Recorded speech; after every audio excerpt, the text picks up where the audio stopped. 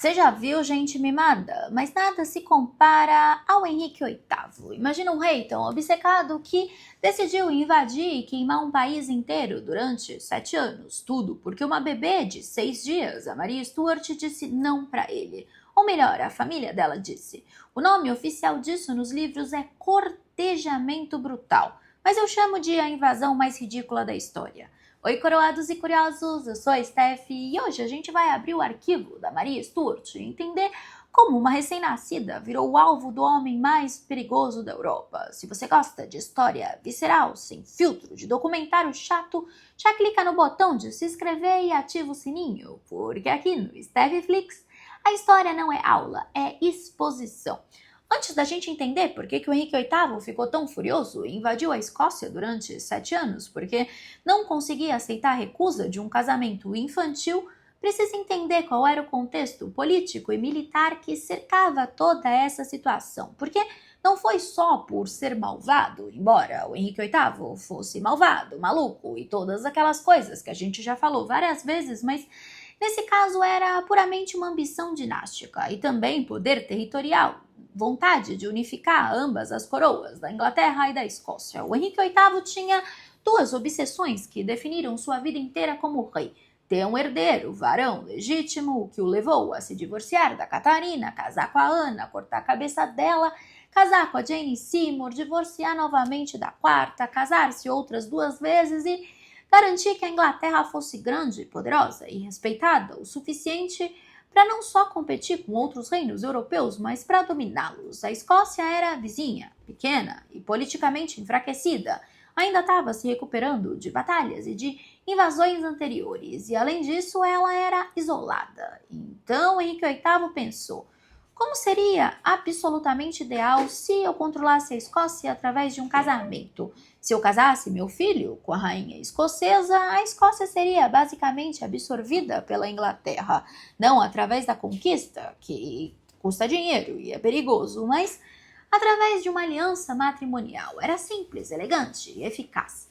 Então, quando em 1542 a rainha escocesa Maria de Guise teve uma filha, Maria Stuart, o Henrique VIII viu exatamente o que estava procurando: uma oportunidade de ouro. Mas, e aqui está o ponto que o contexto histórico entra, o Henrique VIII vinha de uma história de invasões, guerras e conflitos com a Escócia que durava séculos. Ingleses e escoceses tinham estado em guerra repetidamente desde que os reinos tinham sido formados e, em geral, a Escócia tinha ficado do lado perdedor dessas guerras. Só para você ter uma ideia, vamos voltar para 1513. Nesse ano, o rei da Escócia era o James IV. Ele era super respeitado, guerreiro, estrategista e tinha se casado com a Margaret Tudor, a irmã do Henrique. Então, a ideia de unificação já era ideia desde o pai do Henrique, o Henrique VII, mas digamos que esse casamento da Margaret com James não trouxe o que os ingleses esperavam. Em vez de unir, criou uma competição feroz, porque agora a Escócia tinha sangue Tudor na linhagem real, e isso fazia os ingleses ficarem com ciúmes e desconfortáveis com uma rival potencial interna à linhagem real inglesa. O James IV, em 1513,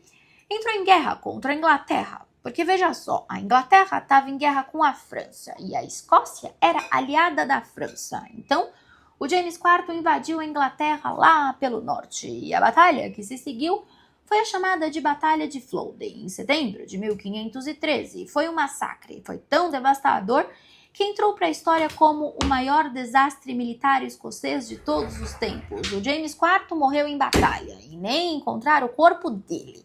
E a Escócia não perdeu só um rei, perdeu a guerra e a população nobre. Estima-se que uns 10.000 escoceses morreram nessa batalha. 3 décadas depois, em 1542 exatamente, quando a Maria Stuart nasceu, a Escócia ainda estava então se recuperando, mas se mantinha vulnerável. O Henrique VIII, que agora era um rei muito mais velho, mas nada menos ambicioso, imediatamente propôs o casamento entre ela e o seu filho, Eduardo VI, que naquela época tinha 8 anos. É claro que não importava que os dois fossem literalmente crianças que ainda dormiam com babás, importava que o Eduardo se casaria com a Maria e quando os dois tomassem a coroa, a Escócia seria absorvida pela Inglaterra através dessa aliança de casamento.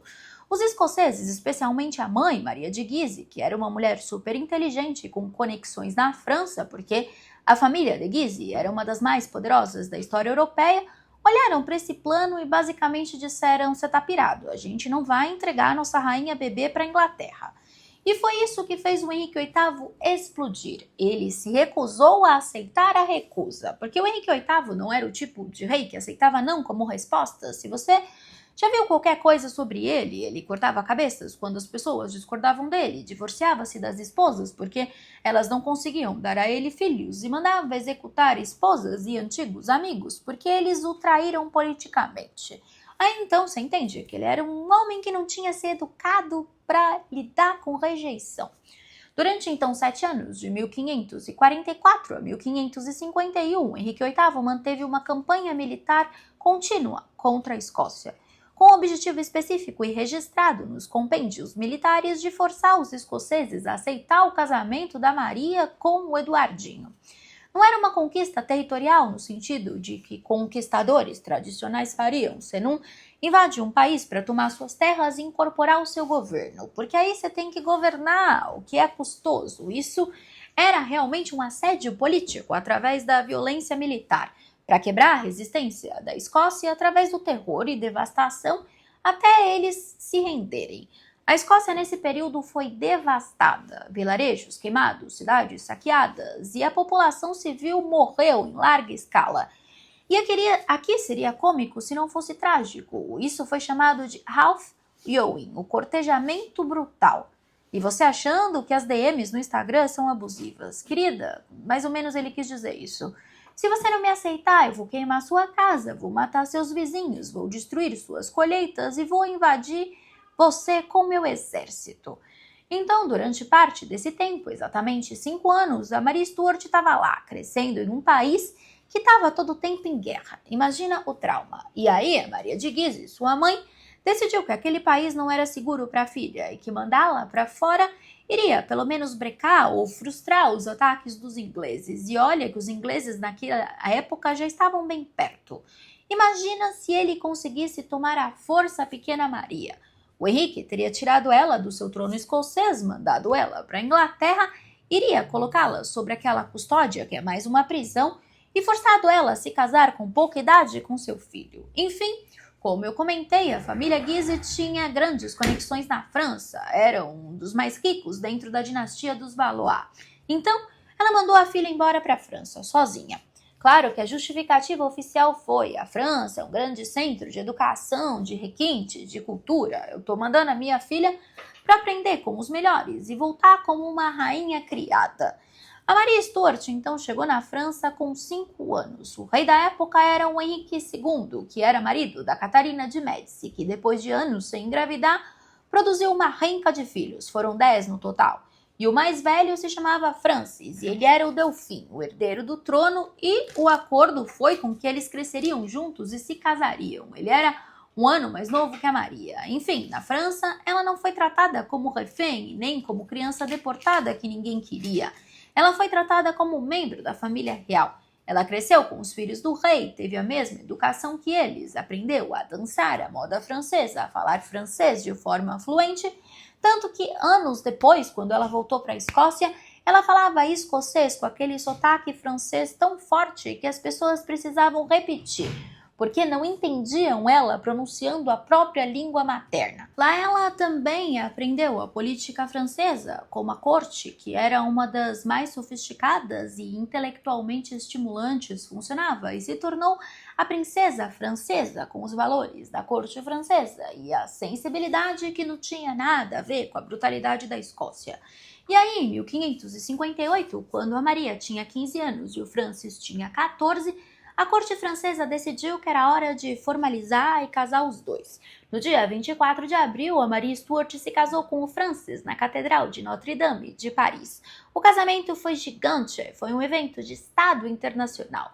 Toda a corte francesa estava lá e os nobres de toda a Europa. Era o casamento do ano e, quiçá, da década. Mas aqui está a coisa que ninguém realmente fala quando descreve esse casamento com romantismo. Porque é mais fácil vender casamento real romanticamente filtrado em série de TV do que Casamento entre duas crianças que cresceram como irmãos. O casamento não era paixão, era política, porque na época casamentos reais com paixão eram raríssimas exceções, mas no caso deles ainda era mais complicado, porque eles tinham crescido juntos, não tinha aquele fervor, aquela vontade de adolescente de quero beijá-lo como se não houvesse amanhã.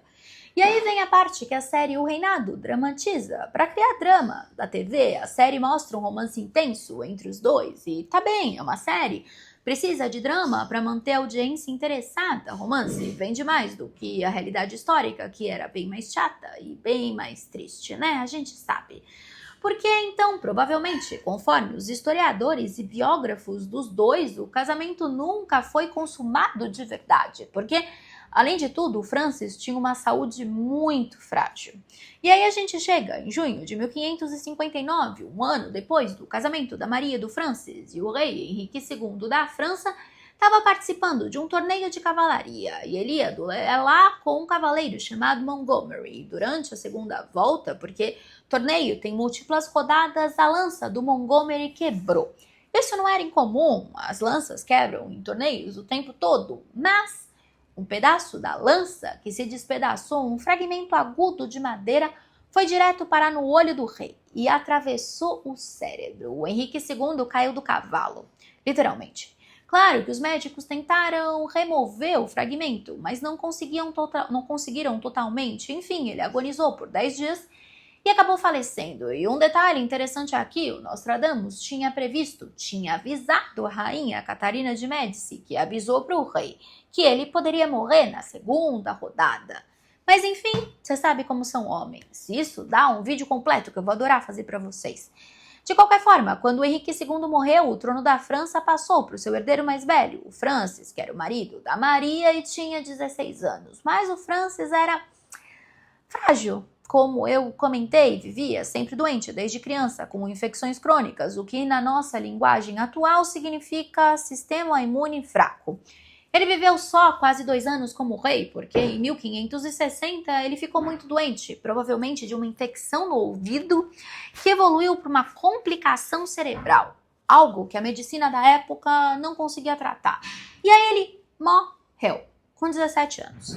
E a Maria Stuart ficou viúva em um país onde ela não tinha mais poder, porque o trono passaria para o irmão mais novo do Francis, o Charles IX, que tinha só 10 anos e seria regido por conselheiros que não tinham interesse em manter a influência dos Guise. Então, naquele momento, a Maria Stuart tinha 3 opções e nenhuma era simples. Opção 1, ficar na França como viúva de um rei, vivendo de uma pensão definida pela nova corte, e que na prática significava perder influência política e se tornar uma figura secundária, dependente da boa vontade dos outros. E se você já viu a biografia da santa da Maria Stuart, você sabe que ela achava que ela era a rainha da merda toda. Então, claro, perder influência. Imagina, eu sou foda, eu sou rainha da França, da Inglaterra e da Escócia. Pois é, depois perdeu a cabeça.